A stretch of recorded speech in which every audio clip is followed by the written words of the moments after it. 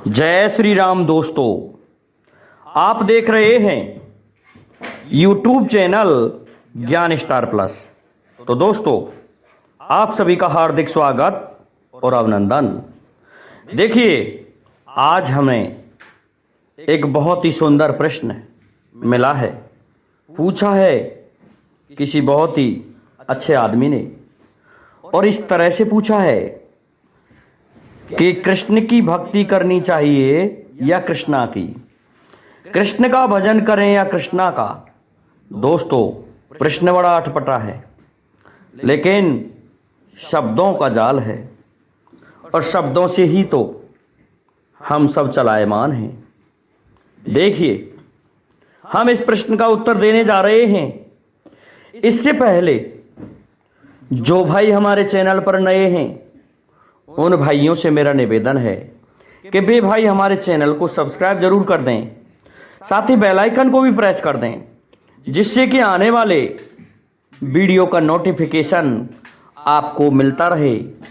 दोस्तों, प्रश्न था कि किसका भजन करें, कृष्ण का करें या कृष्णा का करें। अब देखिए, कृष्ण में भी भेद कर दिया है लोगों ने, तो यही हम आज आपको बताने जा रहे हैं। देखिए, हम व्याकरण में जब सामनार्थी शुद्धिकरण शब्द पढ़ते हैं तो शब्दों का अंतर मिलता है और उस शब्द को ही जानना आवश्यक है। तो कृष्ण तो स्वयं भगवान श्री कृष्ण, भगवान कन्हैया, भगवान कृष्ण, उनके अनेकों नाम हैं। उनकी भक्ति करना अनिवार्य है।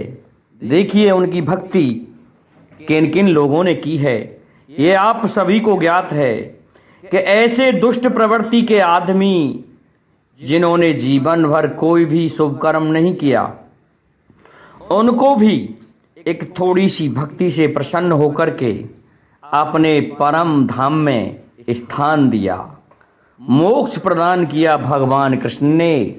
दोस्तों, कहते हैं, गण का गिद्ध जटायु, सदन कसाई, और तो और जो भी राक्षस थे उनको भी अच्छा स्थान दिया, क्योंकि वो सभी भगवान के भक्त थे। और सदन कसाई के बारे में सुन ही रखा है। और तो और दोस्तों, जो सबसे ज़्यादा निकृष्ट, जो मृत पशुओं का मांस खाते हैं, उस गिद्ध को भी भगवान ने मोक्ष दिया। तो कृष्ण कहो या राम, हम जो कहते आ रहे हैं, दोनों का मतलब एक है, अर्थात भगवान के नाम अनेक हैं। इसलिए भगवान की भक्ति करना जरूरी है। लेकिन इस जगह प्रसंग ये नहीं चल रहा है, इस जगह प्रसंग ये चल रहा है कि कृष्ण की भक्ति करें या कृष्णा की।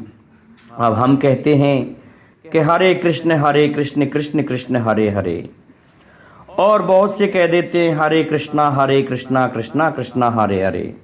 देखिए दोस्तों, यहाँ तो हमको शब्द तो एक ही दिखाई दे रहा है कि वही कृष्ण भगवान है, लेकिन दोस्तों ऐसा नहीं है। कृष्णा कौन कौन थी? दोस्तों, कृष्णा द्रौपदी थी। द्रौपदी का नाम कृष्णा था, इसलिए कृष्णा की भक्ति ना करके कृष्ण की भक्ति करनी चाहिए। अब आप कहेंगे कि द्रौपदी कौन थी? तो दोस्तों, द्रौपदी और कोई नहीं, द्रौपदी अपने आप में महामाया थी। आदि शक्ति का अवतार बताया गया है द्रौपदी को। वो शक्ति थी जो भगवान की महामाया थी। अंतरंगा शक्ति में आती है द्रौपदी। इसका एक प्रमाण मैं आपको बताए देता हूं कि द्रौपदी देवी आदि शक्ति थी या नहीं, ये जानिए। कैसे? कि एक बार ऐसा हुआ कि अर्जुन द्रौपदी के पैर दबा रहा था, क्योंकि अर्जुन नर अवतार था और अर्जुन को ये ज्ञात था कि ये नारायण की ही शक्ति है जो द्रौपदी है। इसीलिए तो भगवान श्री कृष्ण द्रौपदी को अपनी बहन मानते थे और उससे बहन ही कहते थे। उसे जहां भी आवश्यकता पड़ी वहां मदद की, भरपूर मदद की, ऐसी मदद की कि चमत्कार हो गया। चीरहरण के समय जहां भी संकट आया, द्रौपदी ने थोड़ा भी पुकार दिया तो उसी समय कन्हैया नंगे पैरों भगे चले आए। उसका यही कारण था कि ये आदि शक्ति थी, भगवान कृष्ण से बहन मानते थे। अब क्या है दोस्तों, इसका प्रमाण इसी तरह से आएगा, सुन लीजिए कि अर्जुन एक बार द्रौपदी के पैर दबा रहे थे, क्योंकि द्रौपदी के बारे में अर्जुन जानते थे कि ये आदि शक्ति है, ये देवी है। इस बात का पता वहां होके भीमसेन गुजर रहा था तो पैर दबाते हुए उसको नजर पड़ जाता है अर्जुन। तो क्रोधित होकर के अपनी गदा को उठा करके आता है भीम और कहता है कि आज मैं इस अर्जुन को नहीं छोड़ूंगा, ये नारी के पैर दबा रहा है। जब दोनों भाइयों में विवाद दिखाई दिया तो कृष्णा अर्थात द्रौपदी बीच में आ गई कि मारने नहीं दूंगी मैं अर्जुन को, कि नहीं तू हट जा, इसने मर्यादा भंग की है और तूने मर्यादा भंग की है, क्योंकि तू पैर दबा रही है और ये कितना निर्लज्ज है जो तेरे पैरों को दबा रहा है। ऐसी कैसी आसक्ति है इसकी तुझ में जो ये तेरे पैर दबा रहा है। इस आवाज को और दोनों के विवाद को सुन के वहां पर युधिष्ठिर आ जाते हैं। युधिष्ठिर को भी ये पता था कि द्रौपदी कोई साधारण स्त्री नहीं है, द्रौपदी तो आदि शक्ति है, भगवान की शक्तियों में महामाया है, इसलिए अर्जुन पैर दबा रहा होगा। तो अर्जुन का पक्ष लेते हुए युधिष्ठिर समझाते हैं कि हे अर्जुन, हे भीम, तुम मान जाओ, क्योंकि हमारे चचेरे भाई जब इस बात को सुनेंगे तो कहेंगे एक स्त्री के ऊपर इस तरह से पांडव लड़के मर रहे हैं, हमारी हंसी होगी, हमारी बेइज्जती होगी, इसलिए तुम मान जाओ। इस बात से भीमसेन नाराज होता है और कहता है कि बड़ा भाई भी और इसी का पक्ष ले रहा है, ये मेरा अपराधी, इसे छोड़ूंगा नहीं, पर मैं जा रहा हूं यहां से। नाराज होकर के शाम के वक्त का समय था और चल देता है वहां से भीम। थोड़ा ही दिन होगा उस समय, और जब जंगल की तरफ निकल गया, होता क्या है कि आगे चला कि उस भीमसेन को एक नक्टासुर नाम का राक्षस मिल जाता है, और नक्टासुर भीमसेन को देख के कह रहा था कि आज मुझे कहीं शिकार नहीं मिली है, कितना एकांत जंगल है, यदि इस जंगल में कोई पांडवों में से आ जाए तो मैं आज उसकी चटनी बना के खा जाऊंगा। दोस्तों, ये भगवान कृष्ण की माया भी थी, क्योंकि भीमसेन को ये सब कुछ बताना था। और इस बात को सुन के भीमसेन क्रोधित होता है और कहता है, क्या कहा, पांडवों का नाम लिया तूने राक्षस, मैं भीमसेन तेरे सामने खड़ा हूं। दोस्तों, भीमसेन ने गदा का प्रहार किया तो राक्षस बहुत बड़ा था, भीमसेन से बड़ी मुश्किल से टखने तक पहुंचा और टखने में जाके गदा दिया तो उसके कुछ नहीं हुआ, क्योंकि वो तो भगवान का बनाया हुआ एक मायावी था। अब तो भीमसेन पर जब वो कुछ लात अपना पैर जमाने लगा तो भीमसेन इधर से उधर होता, इधर से उधर होता और डर के कारण भागने लगता है भीम। और कह रहा था वो राक्षस के एक अर्जुन नाम का योद्धा है पांडवों में, उसने मेरी नाक काट डाली थी, ऐसा बाण धारी है, यदि वो आ जाए तो चटनी बना के खा जाऊंगा, ये उसके शब्द थे। अब तो भाग देता है दोस्तों भीमसेन, भागता है, आगे चला, क्योंकि वो तो सभी भगवान की लीला थी। आगे भी एक ऐसा ही बड़ा राक्षस बना के बैठा दिया, और राक्षस को देख करके बड़े बड़े दांत दिखाई दे रहे थे। तो भीमसेन डरने लगता है कि वो नक्टासुर तो था, ये उसका भी बड़ा बाप है, इससे कैसे बचूंगा। तो भीमसेन ने एक उपाय सोचा कि राक्षस होते हैं, इनमें इतनी बुद्धि नहीं होती है, मदहोश होते हैं, क्यों ना इससे तू मामा बन जा, इससे तू मामा बना ले। तो भीमसेन दूर से ही कहता है, अरे मामा राम राम। और वो राक्षस कह रहा था कि आज मेरी शिकार आ रही है, मैं इसको खाऊंगा। लेकिन जैसे ही मामा कहा तो वो कहने लगा, अरे ये तो मेरा भांजा ही निकला। कोई पहचान नहीं कर पाया वह राक्षस, समझ लिया उसने कि ये मेरा भांजा है। कहने लगा, भांजे मेरे पैर की जो जूतियां हैं उधर रखी रह गई हैं, उनको तू उठा लाना। देखिए वो लीला भगवान की थी, बनाया हुआ राक्षस था माया का। भीमसेन उस राक्षस की जूतियों को उठाने लगा, लेकिन उन जूतियों में इतना वजन था कि भीमसेन से वो जूती नहीं उठ पाई। कहने लगा, मामा श्री ये जूती बड़ी है, ये मुझसे नहीं उठेंगी। कहने लगा, पाप चढ़ेगा, आजा भांजे मैं खुद ही पैर लूंगा। दोस्तों वो राक्षस भीमसेन की तरफ आता है और अपनी जूतियों को पहन लेता है। कहता है, भांजे कैसे आना हुआ? कि मामा ये हाल सब मैं पीछे बताऊंगा। मेरी एक लड़ाई एक राक्षस से और हो गई है, वो मुझे ढूंढता हुआ आ रहा होगा और वो मुझे खा जाएगा। अच्छा भांजे ऐसा कौन हो गया कि कोई भी सही मुझे छुपा दीजिए आप। कहते हैं उसके वस्त्र ही इतने बड़े थे कि जैसे झोली में हम कुछ छुपा लेते हैं, ऐसी झोली बना ली उसने अपने कमीज की। दोस्तों उस समय कमीज शर्ट जो भी पहनते थे, और उसमें भीमसेन को दुबका लिया, ऐसे समझो जैसे किसी हम फल को दुबका लें। और वह नक्टासुर नाम का राक्षस खोजता हुआ उधर आया और कहने लगा कि एक आदमी को देखा था क्या? वो मेरी शिकार थी, मैं उसे खाने आया हूँ। तो उस राक्षस ने उस राक्षस से झूठ बोल दिया कि इधर कोई नहीं आया।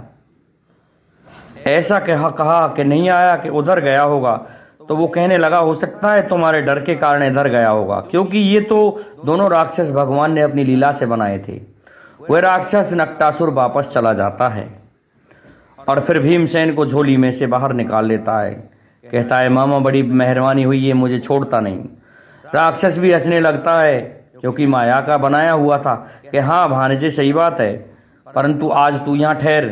भीमसेन ने बहाना लिया कि भीम कहने लगा कि मामा श्री माँ अकेली हैं घर पर, इसलिए मैं जाना चाहता हूँ कि अब तो भांजे रात्रि होने वाली है, कि कोई बात नहीं मैं चला जाऊँगा। दोस्तों उसने कहा तो ठीक है, नहीं मानता है तो चला जा। ऐसा कहकर के भीम वहाँ से चल देता है और आगे बढ़ा, क्योंकि लीला भगवान की थी, और खट से अंधेरा हो जाता है। उस जंगल में भीमसेन को अंधेरा हो गया, रात हो गई दोस्तों, और उस स्थान पर जंगली जानवर और उनकी आवाज़ें आने लगीं। तो भीमसेन ने क्या कहा, सोचा कि मुझे घर तो चलना नहीं है, चाहे मैं मर जाऊं भले। ऐसा सोच करके भीमसेन एक बरगद के पेड़ पर चढ़ जाता है। उस बड़ के पेड़ पर जैसे ही चढ़ गया, बहुत ऊंचा चढ़ गया कि इस पर ही बैठा रहूंगा। अब क्या होता है, उस बड़ के पेड़ के नीचे बहुत अच्छी बालू रेत थी। उस बालू में क्या होता है, एक व्यक्ति आया और पानी लेकर के आया और पानी के छींटे दे करके उसकी मिट्टी को दबा दिया और ऐसा बना दिया ठीक, जिससे वहाँ शांति हो जाए। ग्रीष्म काल का समय होगा वो, जिससे मिट्टी दबा दी गई, रेत को दबा दिया गया पानी छिड़क छिड़क के। दूसरा व्यक्ति आता है, उस स्थान पर अपने किसी वाहन से बहुत से मूड़े और कुर्सियां, मंच और सिंहासन लेकर के आया और बिछाने लगा। वहां पर बहुत से देवताओं को मूड़े, कुर्सी आदि बिछा दिए गए और एक बड़ा सा मंच बनाया और उस पर एक बहुत बड़ा सिंहासन रख दिया। उसके बगल में छोटी एक कुर्सी रख दी और उसके बगल में और छोटी कुर्सियां लगा दी गईं। अब क्या होता है, भीमसेन ये सब कुछ देख रहा था कि ये हो क्या रहा है इस जंगल में, ये कैसी लीला है। अब क्या होता है, उस जगह पर देवगण आने लगे। देवता आकर के अपनी अपनी सीटों पर बैठ गए और उसी समय भगवान कन्हैया मुरली वाले भी वहां आ गए। सोचने लगे ये तो हमारे भगवान कृष्ण हैं, ये ही बैठेंगे संभवतया इस बड़े वाले सिंहासन पर। लेकिन भगवान ने भी उस सिंहासन को छोड़ दिया और बगल में छोटी वाली कुर्सी पर जाकर के बैठ गए, उस सिंहासन पर, उस मंच पर। और दोस्तों जब सभी देव आ गए तो हाथ में खप्पड़ लेकर के, जलता हुआ खप्पड़, तलवार, त्रिशूल, धनुष बाण, गदा चक्र धारण किए हुए, अष्टभुजा देवी का स्वरूप धारण करते हुए वहां द्रौपदी आ जाती है। और आकर के वहां जैसे ही आई, विकराल रूप था, आई तो उसी समय सभी देवता उनके सम्मान के लिए खड़े हुए।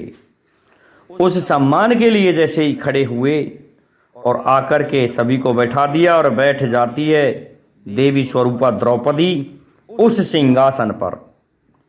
भीम आश्चर्य करने लगा कि ये तो द्रौपदी है और अष्टभुजा देवी का रूप धर के आई है, ये क्या देवी का अवतार है। और इसी के भय के कारण ये कन्हैया नीचे बैठा है। अब क्या होता है दोस्तों, सभा प्रारंभ हुई और कहने लगी द्रौपदी, सभी देवगणों सुन लो, मेरा काम अब प्रारंभ होने वाला है। सभी को अपनी अपनी भूमिका निभानी है। और सबसे कहा कि तुमने ये प्रगति की, ये प्रगति की, इस तरह जैसे मीटिंग लेते हैं उस तरह से। और सबसे पहले कहने लगी कि अब मैं एक एक करके पूछूंगी। भगवान कन्हैया कोई कहा कि कृष्ण खड़ा हो जा। कृष्ण अपने सिंहासन से, अपनी कुर्सी से खड़े हुए, हाथ जोड़ करके कहने लगे, बोलो द्रौपदी क्या बात है। कैसा है, मैंने तुमसे कहा था कि जब दोपहर होगा द्वापर युग में मैं खप्पर भरूंगी। मेरा खप्पर आज तक नहीं भर पाया है तुझसे कन्हैया। तू कर क्या रहा है, मेरे कामों में तू बाधा डाल रहा है। और सबसे पहले मैं खप्पर भीमसेन में भरना चाहती हूँ, उसके बाद मैं अर्जुन में भरूंगी, उसके बाद मैं युधिष्ठिर में भरूंगी और फिर नकुल और सहदेव दोनों भाइयों में भरूंगी। मुझे मेरा खप्पर भरना है। इस बात को सुना कि भीम का नाम आया तो भीम उस बड़ के पेड़ पर बैठा बैठा कांपने लगा कि ये द्रौपदी क्या कह रही है। समझ गया भीमसेन के इसी कारण से अर्जुन इसके पैर दबा रहा था।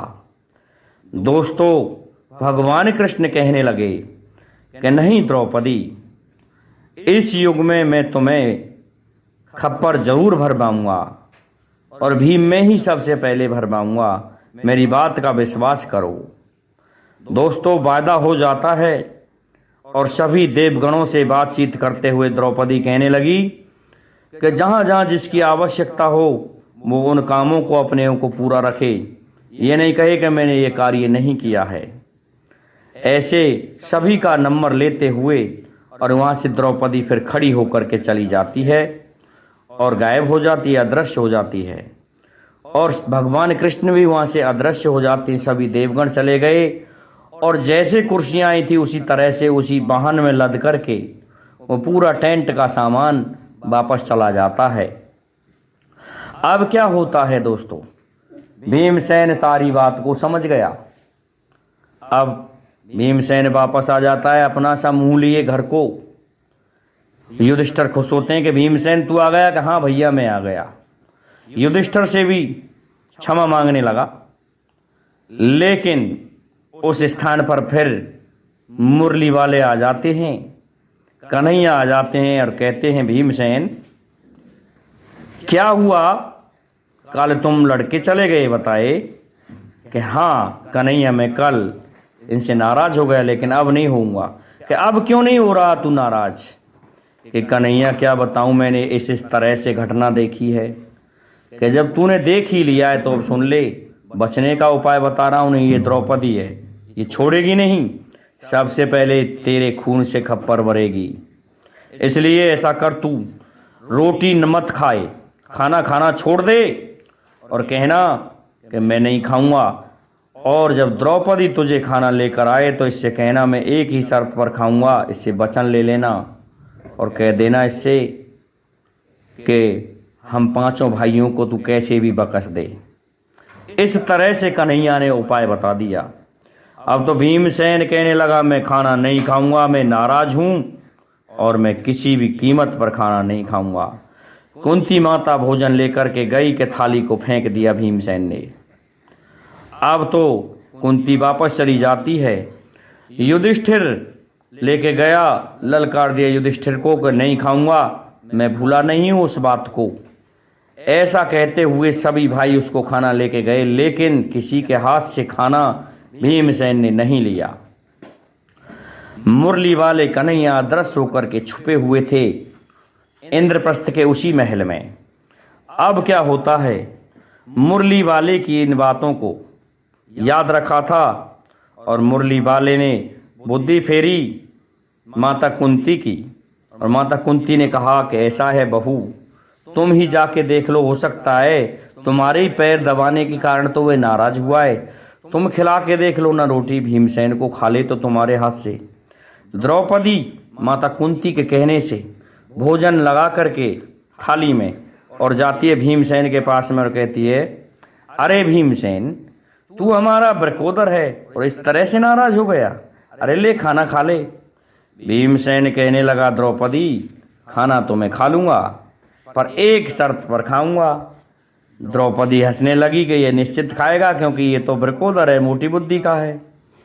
कि बता कि तू मुझे वचन दे दे, मैं कुछ मांगना चाहता हूँ। द्रौपदी सोचने लगी इसको भोजन कम रह जाता होगा, ये भोजन का वचन मांगेगा। कहने लगी, ठीक है, जा तुझे वचन दिया, तू क्या मांगता है वो मांग ले। तो कहने लगा कि 3 बार वचन दे दे, तो 3 बार वचन दे दिए। अब क्या होता है दोस्तों, 3 बार के संकल्प को जब करा लिया, तब कहता है भीमसेन, द्रौपदी बकस दो कुंती के 5 पंडों को। इस बात को जब कहा तो द्रौपदी का मुंह फटा रह गया। इतने में ही भगवान कृष्ण भी कूद पड़ते हैं और कहते हैं, द्रौपदी 5 पांडवों के साथ में छठे नारायण को भी बकस दो। अब तो द्रौपदी सोचती रह गई कि भीमसेन में इतना ज्ञान कहाँ से आया। मैंने तो शाम को ही मीटिंग ली है देवताओं की, खप्पर भरने की कहा था, लेकिन ये चाल कन्हैया की है।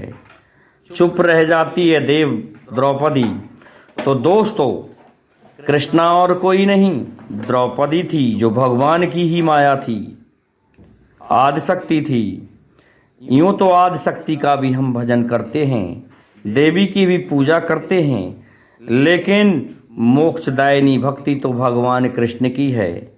इसलिए भगवान कृष्ण का भजन करना चाहिए, ना कि कृष्णा का। यूं तो हम देवी की अवज्ञा नहीं कर सकते, देवी स्वरूप जहाँ भी है उनकी पूजा हम करते ही हैं। तो दोस्तों, समझ गए होंगे कि कृष्ण की भक्ति करें या कृष्णा की। तो आज के लिए इतना ही काफ़ी है। जय हिंद, जय भारत, जय जय श्री राधे, जय जय श्री राम।